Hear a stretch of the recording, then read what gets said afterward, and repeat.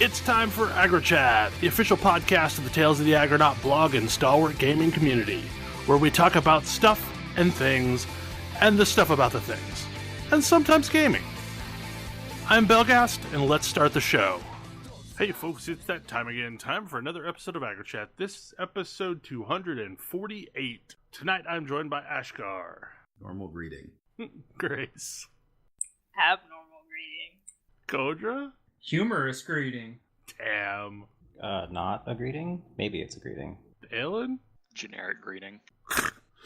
Exasperated sigh. Look, you asked. Yeah, our viewers won't realize that, like, we kind of pulled together things at the last moment. Like, we thought we'd be down a couple people, so, yeah, we have all the people. And Kodra, you should probably go back to sleep, just saying. I mean, that's something I could do in theory, but yesterday I slept too much, and I ended up waking up at 3 o'clock and staying up all night, and that was not good either. That happens. Illness sucks. Yeah, it's the worst. So we have a list of topics, and hopefully there will be a good list of topics. The first one is it an A list of topics? I don't know if it's an A. I think it's a B list of topics, maybe a C list of topics, but definitely not a AAA list of topics. For whatever reason, I decided to start playing a lot of Grim Dawn this week. And this is by no means a new game.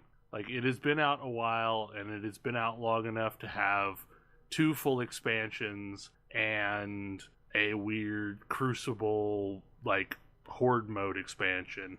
Isn't one of those expansions semi-recent? Yeah, no, it just came out, like, last month, I think.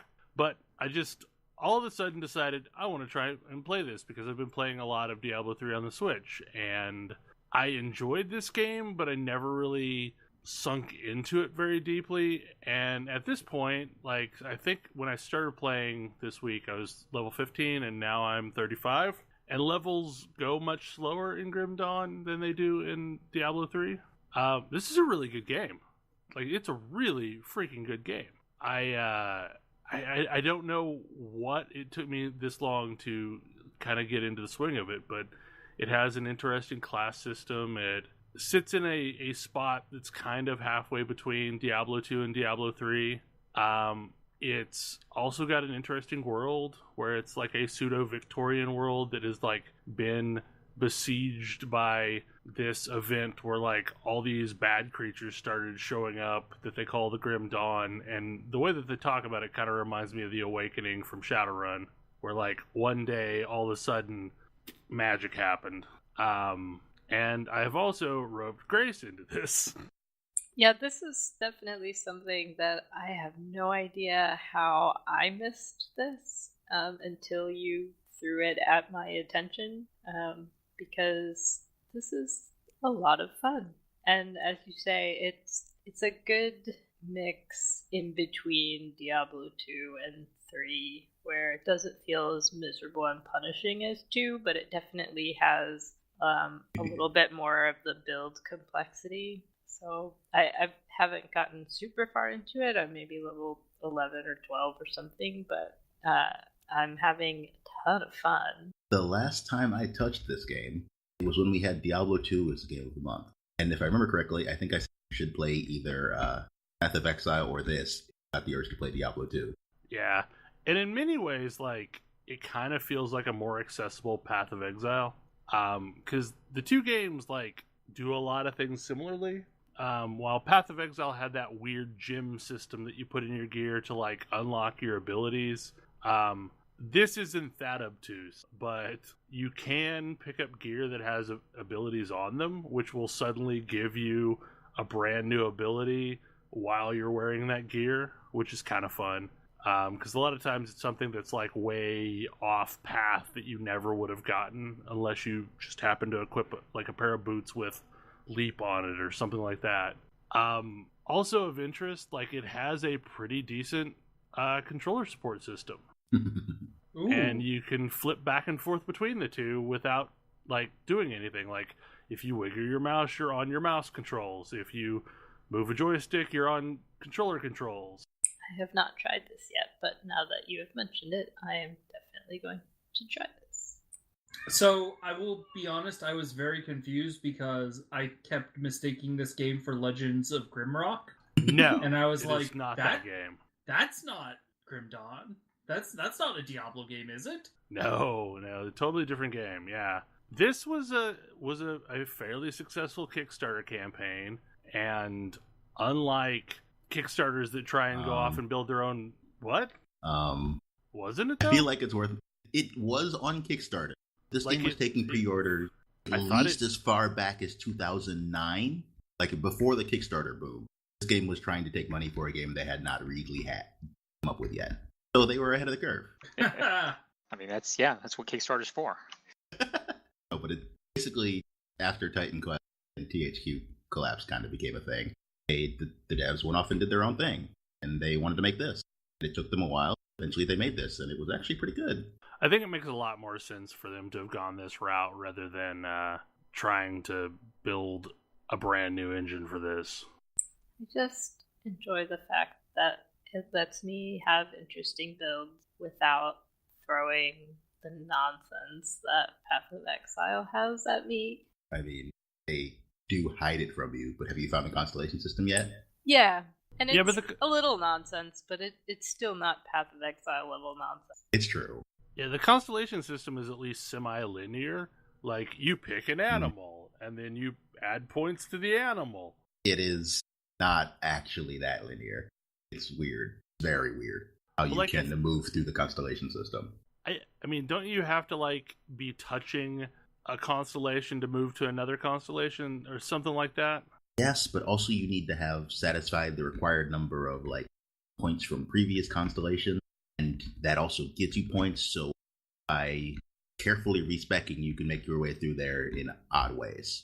Much like Titan Quest, this game is not good at checking prereqs, so you can basically have a constellation satisfy its own prereqs and respec out of the things that were originally giving it to you.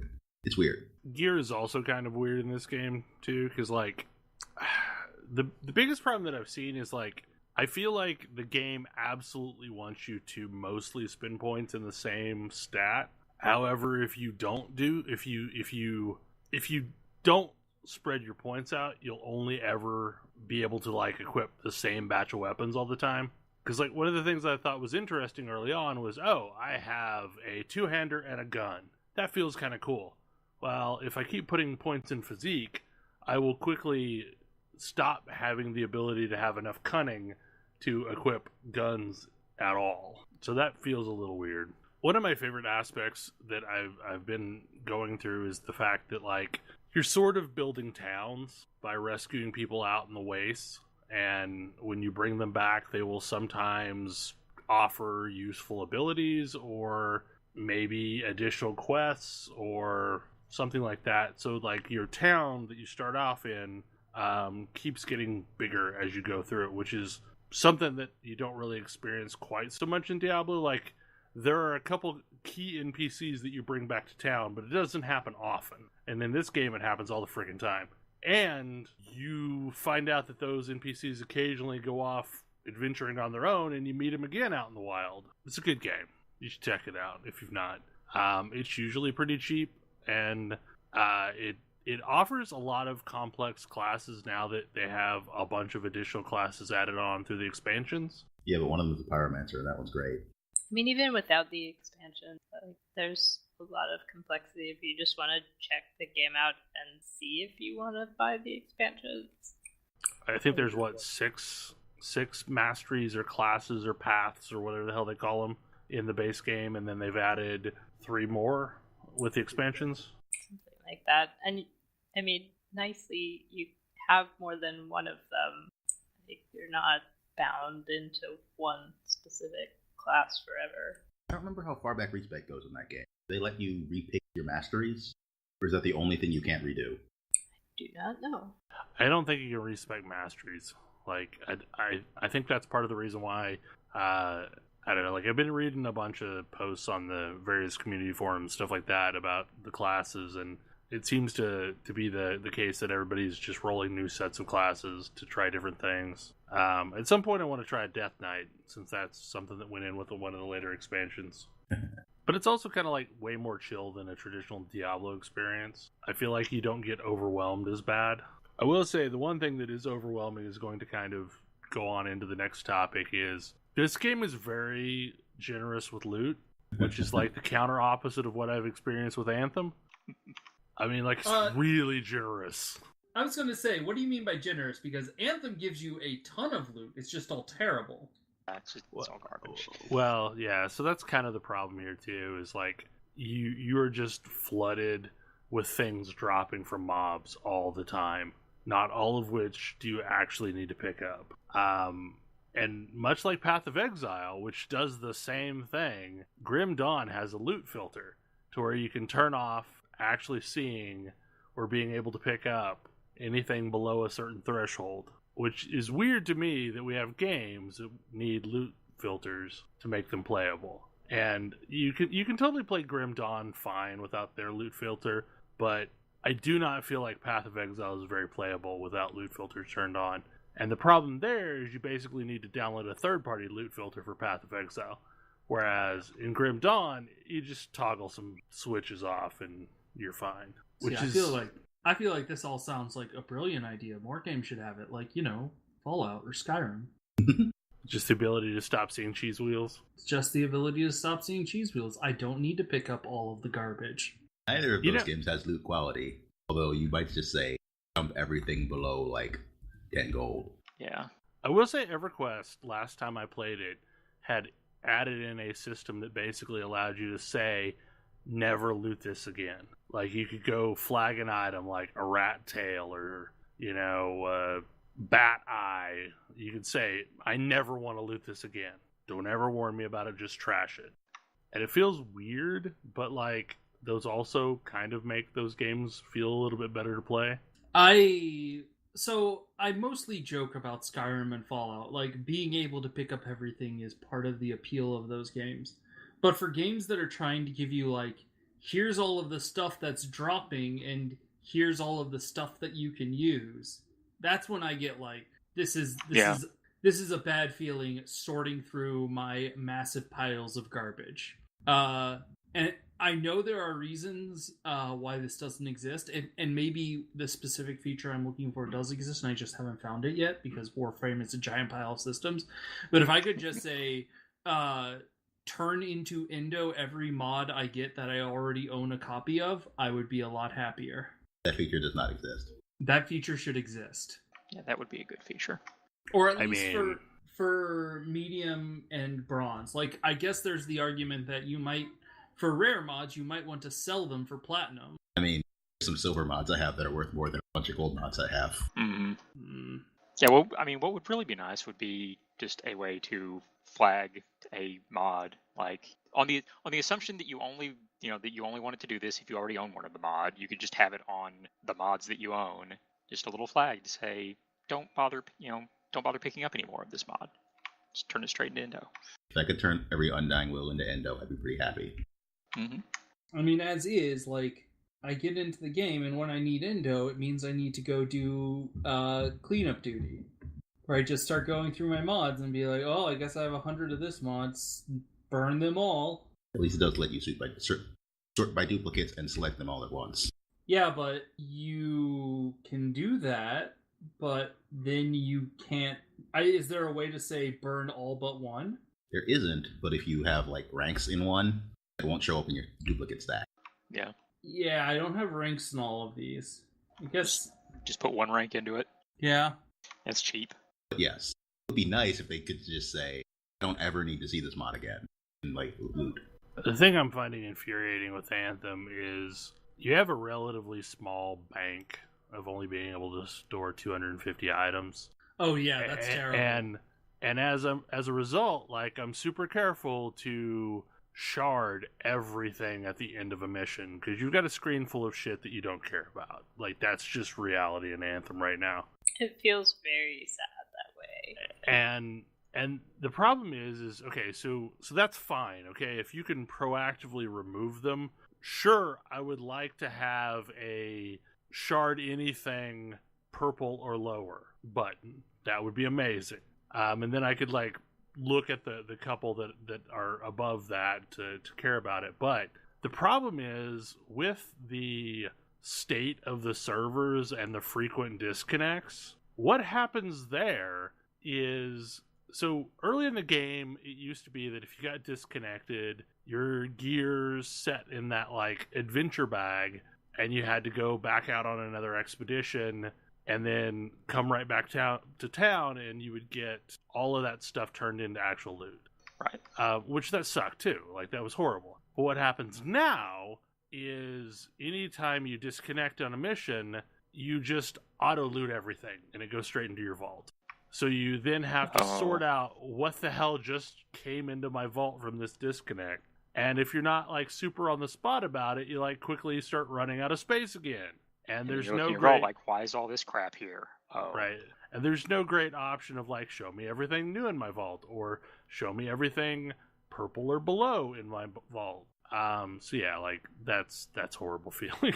So I think this is possibly very much a me thing, but loot doesn't mean what it used to mean to me.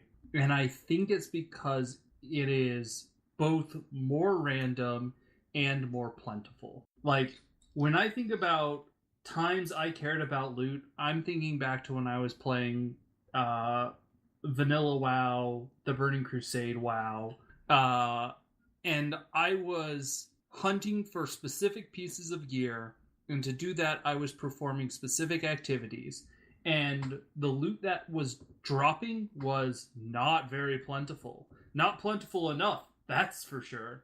And it made it feel that much more valuable, and when you finally saw the piece that you wanted, it made it feel that much more awesome. But on the other side, loot was located in a specific place.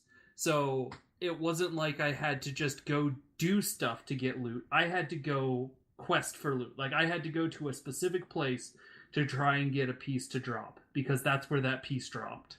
And like, I was super loot motivated when I played WoW. And like, I haven't been loot motivated in a game ever since, I don't feel. Well, and back then I used to have like drop tables memorized and all that stuff, because like there were only a handful of places where you could get items that were of value. And now, like, especially in modern WoW, whereas like every dungeon has a chance of dropping very similar stuff. And the stuff is all slightly randomized anyway. Right. So, and it's all the same appearance. Like, so it's, expansion 5, sword 3, or expansion 5, sword 2. Very little of the loot feels handcrafted the way that it used to. Of the games that I think are actually doing a decent job, like, the only game that I'm really going to call out favorably is probably how Destiny does its legendaries, or at least how Destiny 1 did its legendaries. I don't know how Destiny 2 does it. Destiny 2's exotics are similar. Okay. That's what I meant. Where you get a item and then you have to complete a quest in order to get it. Oh, those legendaries. Yeah, that's what I meant. Those still exist, but they're like a fraction of the ones that are available. Like, so there are certain legendary or exotics that are questable, to where like you do this quest chain and it unlocks a weapon for you. How are the rest acquired? Randomly, yeah. From Zerg. But, I was gonna say, even Destiny 1 had the idea of like loot tables on bosses in the raids, right? yeah, and I think more or less that still exists. Okay.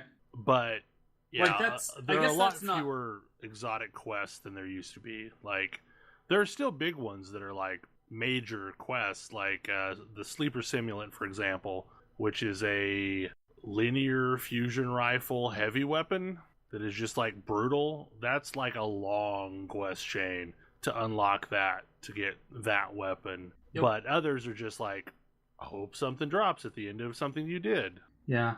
And I really did find the loot game of WoW better, but I can't leave this conversation without saying some of the stuff like, oh, I want to complete my tier 2 set, guess I need to try and convince my 39 friends to go into Molten Core with me wasn't good design. No, that was horrible. Why they ever put tier 2 pants on Ragnaros is beyond me. In an attempt to do the thing that Final Fantasy does, keep their old content relevant. Yep. Yeah, and I'm not so much like that was very terrible. I'm not so sure how great it is that like the other downside, the like thing that you solve is you don't necessarily need to go do outdated content to complete your set. Like if your raid has moved beyond a given zone, but you still need a piece of gear out of it, that kind of is frustrating for you. Like, I guess the answer is try and find another group that'll take you in there. But that's, I mean, raids were really big fixed things that it was hard to do that with. Well, and it's a big difference that, like, in Final Fantasy, you're talking about something that's an 8-player content and takes, like, 30, 45 minutes per attempt versus, like, this is going to be 3 hours for a full clear of Molten Core. Yep. Also, the top tier doesn't need to do this. Yeah, most of the people who are here don't need anything except maybe they want a pair of pants. I guess for me, the loot game was better because I was not a collector. Like, I was there to try and optimize my gear set, and so I was not really super chuffed by the idea of, hey, I need to really try and complete this gear set. I was more focused on gotta get more stats. And for me, that game was fun. Like, do whatever content gives me the most stats. But for a collector, it would be much worse, and I can see that. Anytime I had to move on without completing a set, a part of me died. It's like I've got all these little Horcruxes spread throughout World of Warcraft in the dungeons where, you know... You failed to collect them all? I broke my soul because I didn't collect this set. I had this weird experience where when I was raiding and focused on that, I didn't care about collecting the sets so much as the stats.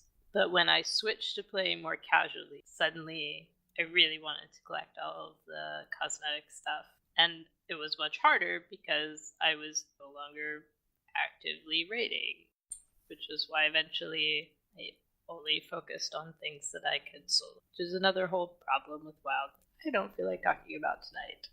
Because reason. So another big thing that happened this week is we have a Star Wars trailer and a weirdly named movie. I mean, doesn't seem weird to me. Oh, the real Star Wars trailer. Yeah, we I got a thought you were couple talking Star about Wars that other trailers, thing. but yeah. No, like... First the real one. I'm extremely excited. No one's ever really gone. No. I mean...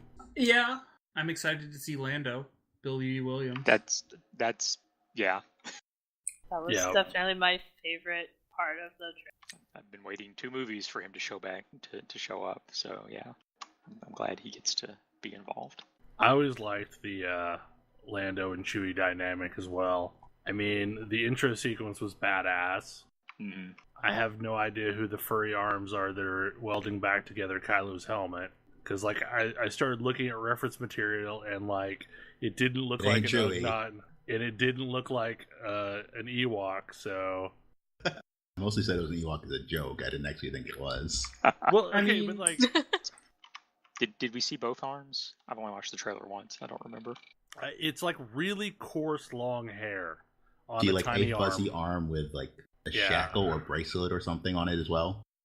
Yeah. Ponda Baba. He had furry arms. I was going to say, it kind of would make sense for Ewoks because it sure looked like they were on Endor. Well, no, it didn't. It looked like, to me, it looked like the wreckage of the Death Star, but, like, that didn't look like Endor to me, unless Endor had, like, a massive climate shift. Well, it's the Nogri. They're introducing the Nogri. Oh, God. Really? That is my I'm scared. I'm scared. What was I going to say? It mostly feels like... I mean, actually, the Nogri have been involved in Rebels, but they don't appear to be furry. So the Nogri actually do exist in the current canon. So Endor was actually a moon of Endor, if I'm recalling correctly. It was Endor. Yes. It was the forest moon of Endor. The forest moon of Endor. So maybe this is another planet of Endor, or another moon of Endor. Yeah, I don't know. Maybe. Like, I don't know what Endor actually is, if that was just the forest moon that we were on. I think it's a gas giant. I mean, the system is the Endor system, so, you know. Yeah, most of Basically, the massive moons are typically moons of gas giants, but there could be others. Yeah, but basically it's the only habitable thing in Endor that we know about. Well, and like, we don't know for certain how far that wreckage went before it got into a orbit of something and like crashed.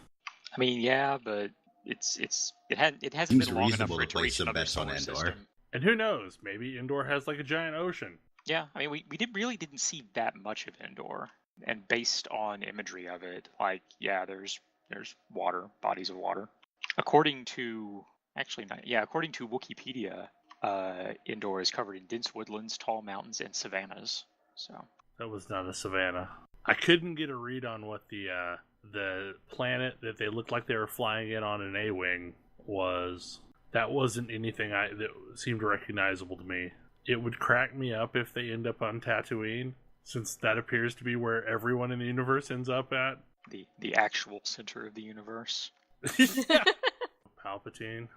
Yep, I mean, if no one's ever really gone, that means no one. I mean, and it was established in the prequels that he was pretty interested in life extension. Well, and I mean, like, okay, so Disney has I'm just this whole concerned backlog. because There's all the stuff from the expanded universe that happened. yes, Right. Find some of that. Like, no, like, some like, of that should stay buried. are they cherry picking the Dark Empire storyline? Probably. Palpatine clones. All the Palpatine clones. Stay buried. Look, Luke in a Darth Vader costume was badass looking. That's all I care about. In fact, I have the action figure from that up on my wall, along with the Princess Leia Jedi from that same series. I mean, Dark Empire, basically, it had a lot of cool imagery and really made no goddamn sense. No, it didn't at all. I mean, like, the coolest thing about Dark Empire was Leia becoming a proper Jedi. I do think it's kind of frustrating. Like, it felt like we were trying to move beyond the Skywalker family as a storytelling device in The Last Jedi. Yeah, but now we have J.J. Abrams back. Yeah, that was what So- Rian Johnson wanted to do. J.J. Abrams has his own plans. So now we get storylines that aren't going to make any sense and aren't going to actually have a satisfying payoff. What you're saying, that's my frustration right now. I mean, It's my biggest concern about this. If Rian Johnson was in charge of this thing, I would be all in. But he's not, so I am just being very cautious. I mean, let's be honest, they should have given it to Taika Waititi. But yeah, I would be on board with that. Like, I am still not the biggest fan of Last Jedi, and I think I'm the only one in this podcast that wasn't a big fan of that movie. I have a couple of nits to pick, but I dug it. Yeah, I definitely loved it. It's probably my favorite. So one of the reasons I liked it was because it felt like we were going in a new direction with Star Wars. Mm-hmm. Like, not even a wholly un-Star Wars direction, but just a different direction than the one that almost all of the other movies have been telling. I mean, this is J.J. Abrams, who loves his twist, bait, and switch. He is not necessarily bad at finishing other people's stories. He's just bad at setting them up himself with satisfying endings. That's fair. Yeah. I think they're, like, I share Grace's concern that there's been, like, some directorial back and forth going on. But it's possible that what we get is something really just, like, shockingly amazing that makes me really excited, not just about, like, the end of the Star Wars saga, but, like, the Star Wars cinematic universe. I'm not there yet, because, like, I didn't see Solo. I didn't really see... I love Solo. I thought it was a great movie. Like, it was a big dumb movie, but I thought it was fun, and like it was a fun movie. Like, it was what it needed to be, and like young Lando was great. Young Lando was great. Young Lando, I hear, was great. There were some great pieces of it, like the very end, tying some things in was great. Like I just mostly it was a miss for me.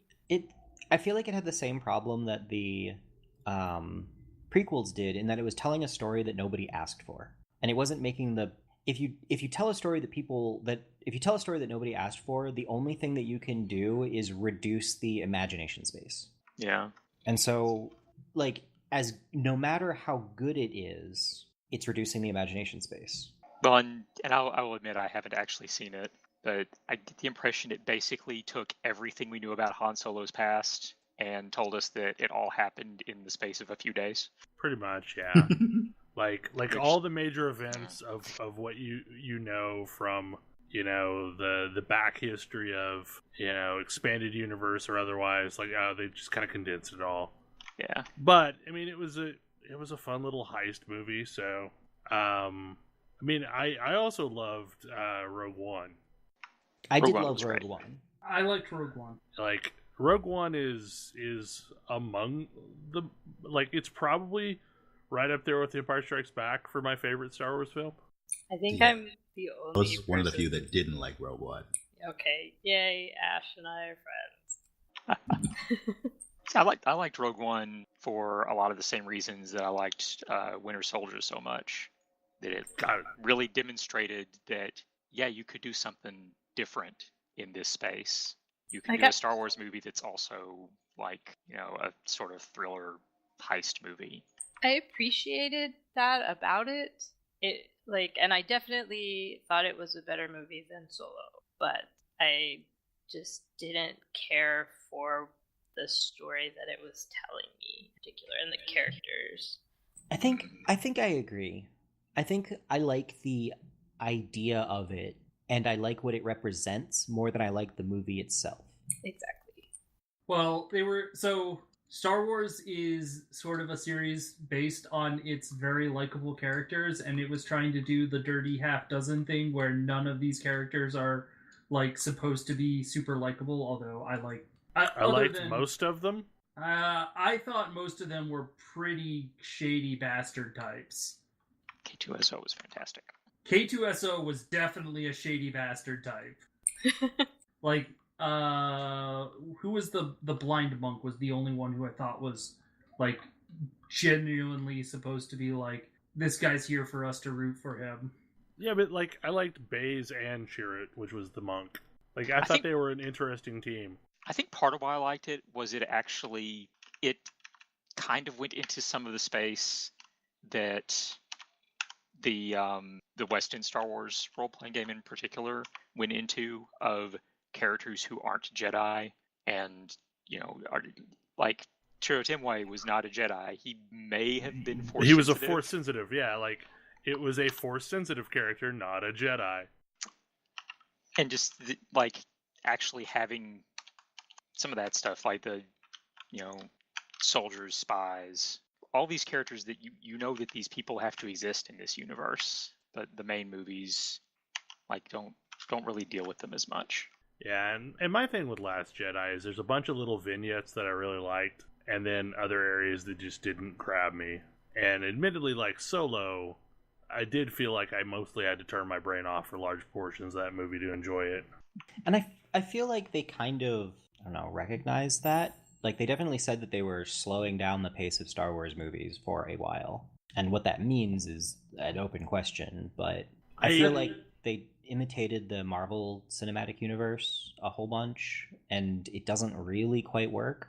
The problem with that is that the Marvel Cinematic Universe was like something that had its ground work laid really carefully so that all of these movies connected together. And like this weekend, I have been watching back through the Marvel movies to kind of get myself ready for Endgame, and it is amazing how well most of them fit together. There are a few examples where they don't really mesh too well, but they're like one-offs, but like that is a puzzle that is slowly putting pieces together. And like there's a lot of moments where, because now you know this thing, oh, when I watch it again, they totally foreshadowed that. Even in places where like it doesn't really matter, like it's just a minor foreshadowing, but it happened. And the way that they were doing that with Star Wars just doesn't work because like the chronology's all over the place. They're not telling a cohesive story. There's just really the saga, and then there's other properties that are loosely connected. So one comment I kind of want to make about the Solo movie is it's worth noting that that movie swapped directors like very late into production. So it might have also suffered from being a little rushed in that regard. Well, and Suicide Squad had that same problem too, to where like there was a bunch of back and forths on the edits, and then they finally came up with a compromise edit at the very end. And Solo feels like we might have had a compromise edit because there were some pacing issues in the movie. Pacing issues? A Star Wars movie? I was going to say, I have gone in with open eyes. Episode 4 has pacing issues. Yeah, and honestly, like, I'm not even sure what is pacing issues a lot of times on older movies, or just the style of movies has changed drastically. Oh, yeah. It's true. Because, like, we were willing to deal with a lot more slow spots back in the day than we do now. I've also watched... we reveled in the slow spots, because they were artistic and cinematic. I've also watched Seven Samurai with Tam. It used to be that a movie could be, like, a whole slow burn building up to just one amazing set piece. Right. Mostly the thing that I'm really hoping from Disney and Star Wars is that they give us another saga. Like, I don't care what it is, just another movie that spreads out over the course of a bunch of movies. That the Skywalker legacy isn't the last of telling a big story in the Star Wars universe. You know, because like one shots are cool, but like I like the pace of a tale told out over multiple movies. I feel like whenever that happens, I have issues with the middle one. I am not the biggest fan of Empire Strikes Back. I'm even less a fan of the Two Towers. Two Towers is kind of rough. With the Marvel like trilogies that have been going on, for the most part, they definitely suffer in Act 2. I would say, other than Guardians of the Galaxy and Captain America. So the thing that I've been noticing rewatching them is the solo films are nowhere near as enjoyable as the ensemble film. I don't know if I agree with that. As far as Marvel Cinematic Universe goes, one of my favorites is definitely a solo movie, and it's Doctor Strange. Yeah, but even though that's a solo film, there's a whole cast of characters that are introduced that are part of the action, not bystanders. And that's the thing I'm noticing with like some of these Marvel films is there's a lot of bystanders and like mostly only enough room for the main character to shine. So you're saying like they need to be supported by other characters. So because when I think of the ensemble movies, I think there's been 3 of them so far, and well, okay, so Captain America, Civil War, I will say is definitely the 3 Avengers movies, and then Civil War. Yeah, 3 of those I think were great, and one of them was terrible. I did not like Age of Ultron at all. I feel like if you are going to do the thing where you have the crazy ensemble cast, you are forcing yourself to make that ensemble cast constantly have internal conflicts. Like you force yourself to somebody, I forget, I don't remember if it was Grace who said this or somebody I heard say this was like I checked out of the Marvel Cinematic Universe when I realized they would never let the Avengers be friends. It was not me who said that. I remember saying that, yeah. But it's so apt. Yeah, so I guess I'm just used to that. Like, the Avengers are co-workers. Like, that's... But they're the not Avengers even, are co-workers, the X-Men are a family, that. the Guardians of the Galaxy are friends. Yeah, so when I'm talking ensemble, like, I consider both the Guardian films ensemble films. I definitely consider, like, Ant-Man and Wasp an ensemble film. Anything that has multiple characters that are actually important to the storyline and not just someone you're saving or someone being saved. The Guardians are some of my favorite movies. I would definitely say the Guardians are like the family unit of the MCU right now. I mean, Thor Ragnarok was also a really good ensemble film, I thought. Because it wasn't really all that much about Thor. It was about all the Thor other stuff and going Hulk on. and Loki and And Valkyrie. It was and Valkyrie. Yeah, can't forget Valkyrie. And Doug. Wait, Doug's dead. And Jeff Goldblum.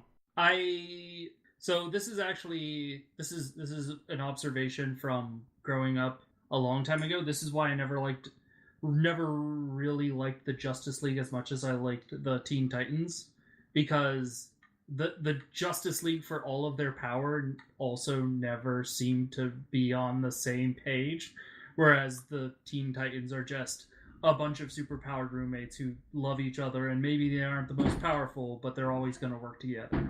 You can basically blame Watchmen for that. Up until the 80s, like, Superman and Batman were best friends forever. The comics... And then they decided, no, we can't have them be friends. Current comics do seem to be trying to get back to that point. It goes back and forth because some people writers change. miss that, and other writers think that Watchmen and Dark Knight Returns and all the other grim and gritty stuff are the best stuff ever. Which is in part why Shazam is such an amazing movie. I haven't Because seen it. it is pure canned joy. I haven't gotten to see it yet, but I've seen people be like so happy about it, and just that it's so like positive and good, and I'm so happy about that. It is the remedy for the dark DC universe. Yeah. So when I think of the best Marvel movies, I'm actually like, maybe it's because it's new and that's giving it a little bit of a bump, but I think Captain Marvel might be the best one at this point. Like, Captain Marvel was amazing.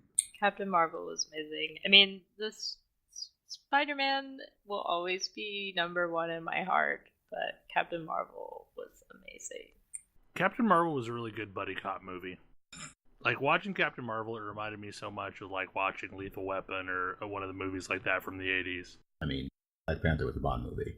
Willing to, fit anything into the mold of a superhero movie. So I guess I see where you're saying Captain America, like, half of Captain America was a buddy cop movie, and I think that was the bad half of the weaker half of Captain America. Captain Marvel?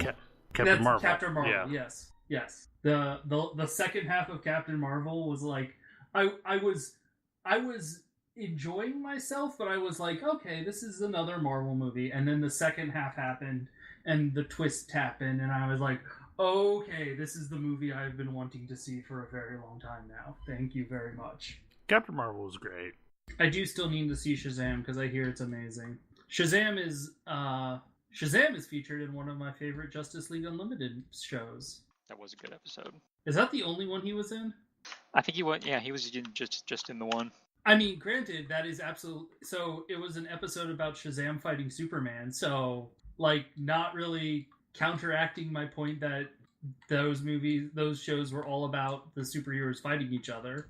But it was also for the purpose of telling a very coherent point about the problem of Superman's morality, so... The weirdest thing for me that I can't get over with the current state of the DC universe is the fact that, like, in general, DC Comics were way more lighthearted than Marvel growing up. Marvel was the grittiest of gritty reality comics, and DC was more high-minded and... Just because X-Men ruled the 90s. But it wasn't just X-Men, like Daredevil, Punisher... Marvel always tried to be more in the real world. Shit, Luke Cage... Like so many comics were like gritty. Yeah, but... And yes, in the 70s, Marvel hopped big on the blaxploitation and kung fu trains. Yes. I was gonna say, at the same time, DC has been just completely tainted by the works of Alan Moore and, what's his name? The one who did... Frank Miller. Yeah. And like, yeah, but like those were such outliers for DC, though. Yeah, but I'd they say have comics no, on the whole have been tainted by those, but yeah. they were outliers, but then they set the tone. Which in the case of Alan Moore is really sad because like he loved superhero comics and he did some of the like his run on Green Lantern was amazing, and Whatever Happened to the Man of Tomorrow is just a brilliant Superman story. I am taken to understand that Alan Moore can write really good comics. I am not similarly inclined to be that charitable to Frank Miller. Frank Miller used to be able to write fantastic comics. Then he like drank too much of his own Kool-Aid. Like back when he was writing Daredevil back in the day, before Dark Knight Returns, before any of that, like he turned Daredevil into something amazing. But then he slowly became the Frank Miller that we know now, and yeah, he's not good. But like those comics are some of the most well-known and like critically acclaimed, and like these were the comics that you're supposed to read if you want to get into comics. Like this is the stuff that you're supposed to use to take comics seriously as sequential art. I took a class on comics in college, and I had to read The Watchmen, and I enjoyed it, but like I had a great time reading The Watchmen, but I definitely see how it has negatively impacted the comic scene. Well, and the problem that you run into with Watchmen, it's the same problem you run into with Fight Club. Is the vast majority of the people that experienced it and loved it took exactly the opposite message they were supposed to from it. The point of Watchmen is this is what would happen if we tried to be this realistic and had the superheroes be this dark. This is not supposed to be a good thing. Rorschach is not a hero. The only good person in the story is Night Owl. Yeah, and he's portrayed as like weak and feckless. But yeah, consider Watchmen is written by the same person who wrote the last Superman story of the Silver Age, which was a story ultimately about why Superman cannot kill. Why that is the thing that would mean he couldn't be Superman anymore. And he also wrote, if you've watched Justice League Unlimited, then you've seen the episode based on this, for The Man Who Has Everything, the Mongol story. Oh yeah. Alan Moore wrote that. And that episode is a almost precise adaptation of the comic. And again though, and why I'm a little less forgiving is, so what order did it happen? When did he write Watchmen and when did he write Killing Joke? Because I feel like Killing Joke is Killing Joke was 88 and was never meant to be in continuity. Watchmen was 86, 89. They were both late 80s. It's like it was never supposed to be in continuity, but it became the default template for the Joker for the rest of comics. Yep. Like your works cannot exist in a vacuum. I actually don't know. Is he doing anything still? His own stuff. The main thing is League of Extraordinary Gentlemen. Like every so often, a new League of Extraordinary Gentlemen comes out on no particular schedule. Killing Joke was a year after Watchmen. Again, it's just like too bad that is like what he has done to comics overshadows how good either of those works might have been. Yeah, it's these are comics for adults is basically the message that people took from it and trumpeted to the skies, and I don't know. Well, really missed the whole point. I think to some extent that was pushed really hard by marketing because adults have expendable income. Mm-hmm. Kids don't necessarily have expendable income. Well, and also it was to try and transition the younger audience that was aging out of the product. Maybe by that point, for the longest time, there was a time when DC repeated the same 3 years of stories in comics because the assumption was kids would start reading the comics. After a couple of years, they would age out of them, and then they could just reuse those stories because the kids who were reading them now hadn't seen them before. Whoops. I was a big fan of Batman Year 2. Entirely incorrect. Which was somewhat of a gritty storyline, but not super gritty. Oh yes, the story of the gun. Yeah, the Year of the Gun. Yeah. I know there was Year 1, Year 2, Year 3. Did they continue that motif after that, or was that Year 3 the end of it? Year 3, I think, was the last of those. And the whole Year 1 thing got reused for lots and lots of other characters. Some better than others. Batgirl Year 1 is amazing. But yeah, I And I feel like that whole grim and gritty thing is like it's still there, but there's definitely some pushback against it now. You've got stuff like Squirrel Girl and Ms. Marvel and that is very intentionally and deliberately not dark and gritty. Yeah. And is some of the best superhero comics like being done.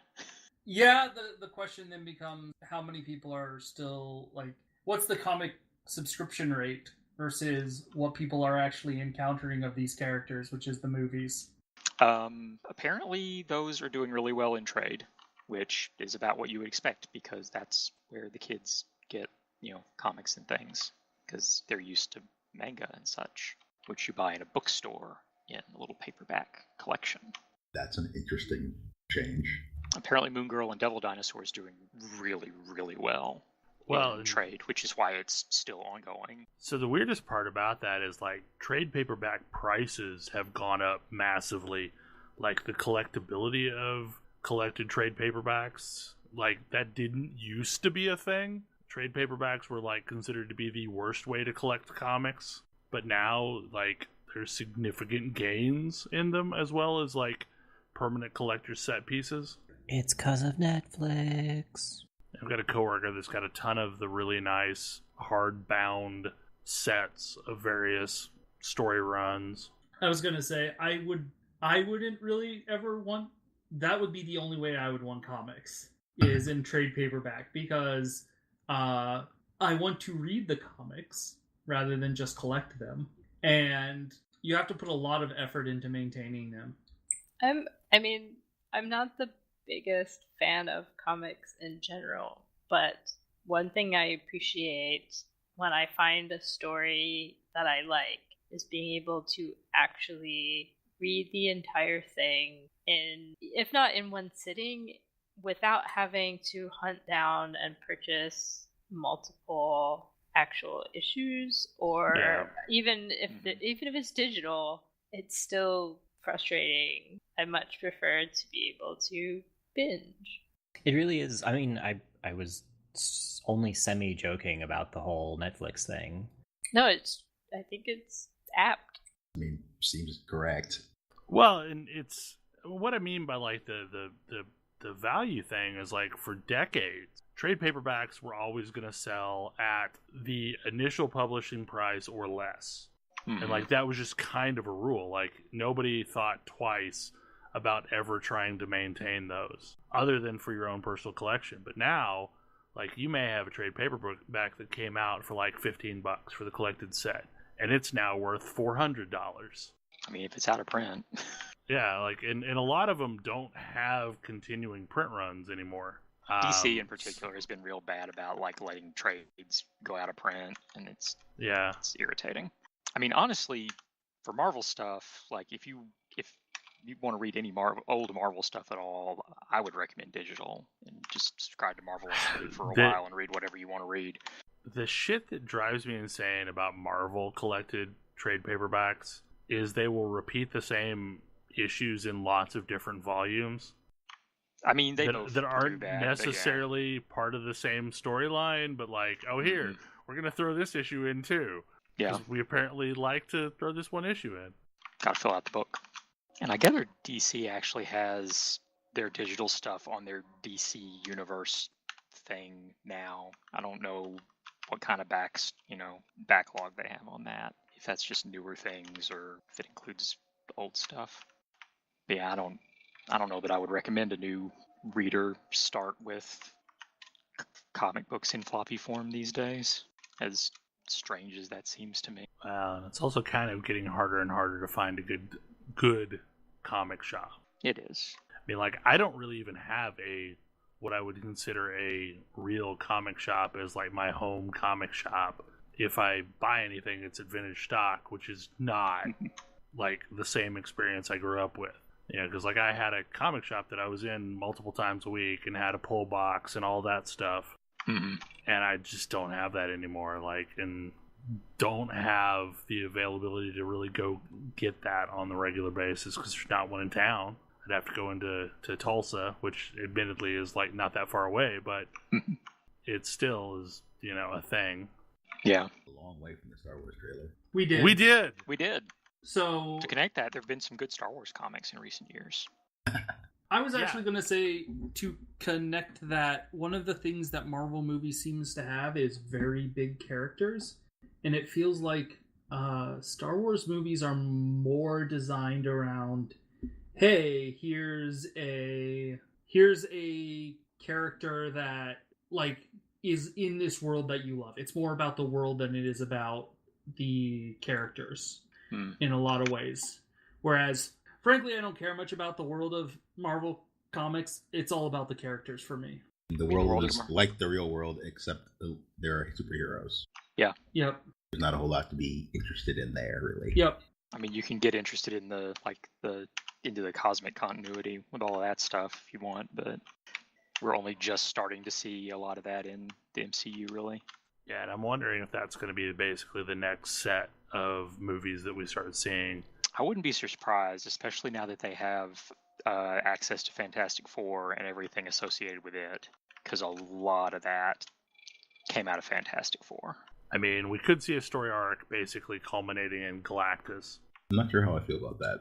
I mean, another alternate is like some sequence of events that happen could trigger the mutants. Since the mutants do not exist in the current Marvel universe or cinematic universe. It's true, any character who was a mutant got an alternate origin. Yep. Right. So like you could have some Genesis event happen as a result of something that triggers the mutations, and bam, now we have X-Men. I mean, if in-game involves time travel to the degree that people are positing, I mean, if they manage to change the past sufficiently, who knows what could happen? Grumble, grumble, time travel. Grumble, grumble. Grumble, grumble. Yeah. It's possible to have a good story about time travel, but most of them aren't. You can have a good story about time travel. It is very difficult to have a good story with time travel. That's probably more accurate, yeah. Yeah. Like, I thought the movie Primer was a really good time travel movie. It was a very non-traditional time travel movie. I did not ever actually see Looper. Looper is really good. I liked it a lot. So, of course, continue to bring up Chrono Trigger and Radiant Historia here. I really don't know how long we were delayed in starting, but it seems as though we've filled up most of the time slot. Do we have any short topics? Yeah, this is probably short. So Warframe is running the event that they ran when they introduced Hildryn. It was basically some bad stuff is going down in the Venus open world. You have to go close some thermia fractures, which involved picking up a canister, taking it to 4 various different spots around the map, spending it for like 2 minutes, and then repeating something like I had to do 16 or so of these total. So basically like 60-ish mobile defenses to complete the event. And this was garbage. This was complete garbage. Many people did it. Many people complained about it. I did it once or twice and then said, no, I'd really rather not. And so they made some changes, and they're rerunning the event now. Is it in fact better? It is substantially better. Premise is unchanged, but mechanically, you can throw in more than 1 canister at a time. You can get credit for 4 just by throwing all of them into this one rift. And this causes it to last a little longer, but also causes it to do more things. So at least it's slightly more engaging. So overall, it's been a fairly good change that they made seemingly in response to feedback about how boring it was. Boring and long it was. It was boring and long. I didn't do it because it was boring and long. I feel bad for anybody who did do it to completion when it was boring and long. Oh, yeah. Now it is substantially shorter and much less boring. It's still basically mobile defense, but whatever. I took the coward's way out and bought Hildryn outright. Did that too, so you can't buy the Optic or Vandal. You get by completing the event. Hildryn is really fun, though. Like, really, really, really fun. It's a nonsense frame, and if you don't use any abilities, you basically just, like, have survival forever. Why would you not use abilities? Your abilities are great. But your abilities spin your armor. That hasn't been a problem for Inaros. For the unaware, Hildryn has, like, several thousand shields and uses them to directly power her abilities. Inaros instead has several thousand health, and one of his abilities spends his health to give him more armor. The rest of his abilities function as normal. To be completely clear, several thousand is much higher than anybody else has in health or shields. Right. Yeah. Like 2,400, something silly like that.